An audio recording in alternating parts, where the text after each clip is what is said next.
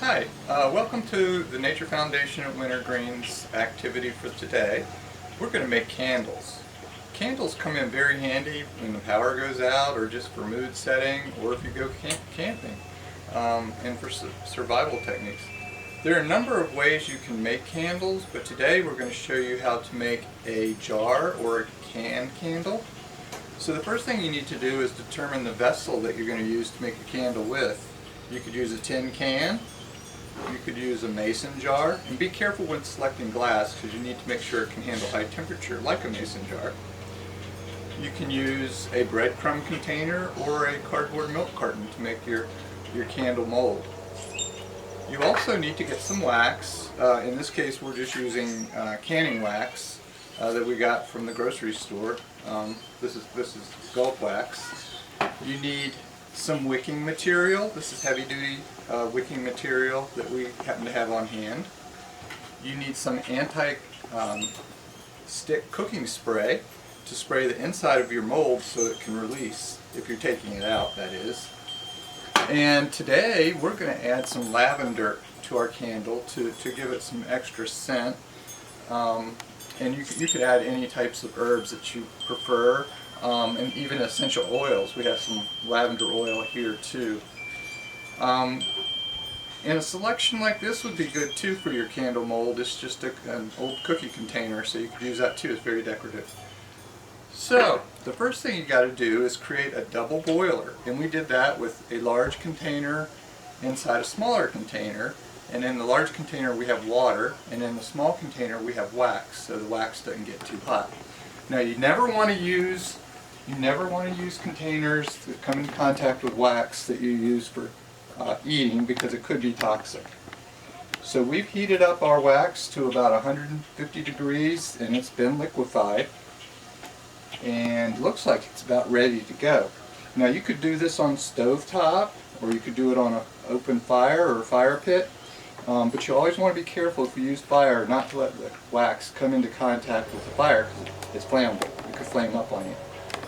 So I'm going to use my tin can here to make for my mold, and you need a stick that will go over the top of that, and a piece of wicking material, and all you do is tie the wick to the stick, tie the wick to the stick, like so,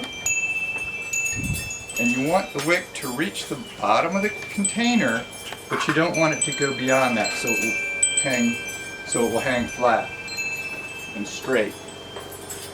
Straight is what we want, all the way down. So we're going to cut that like so, and that goes into our can.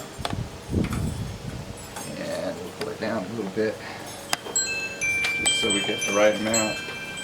It's breezy today. Feels good. Springtime. So we set that like so. We've got our herbs. And we're working on plastic so we don't get anything on our carpet here. A wooden spoon comes in handy, or a stick for stirring, and some tape. So to get this out, it's a good idea to put masking tape around the top of the tin can, top inside, and that'll help release the mold when you're all finished, like so.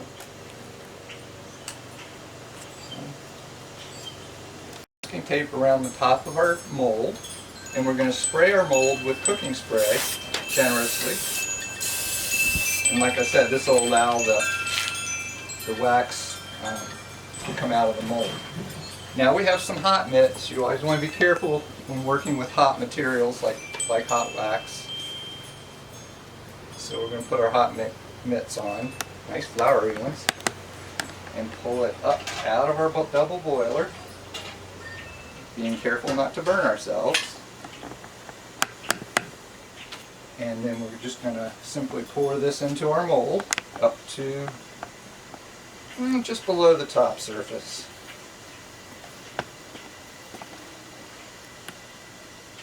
Like so. Put that back over here. I'm going to turn my fire off. Don't need that anymore. And then we're going to add some of our lavender in here. You want it kind of chopped up real fine so you can get the aroma out of it. And you can actually put a whole lot in there. You'll note that it floats to the top, so if you stir it and push it around, it'll start to sink to the bottom. Just kind of want to spread it out evenly throughout your mold. And as I said, if you don't want to use lavender plant, you can use lavender oil as well in these. Okay? And then we just set our tied wick on our stick down into the middle, and if the wind will cooperate, you can see. So then we let that harden up for about 12 to 24 hours, and at that point we'll take it out of our mold and see what we got.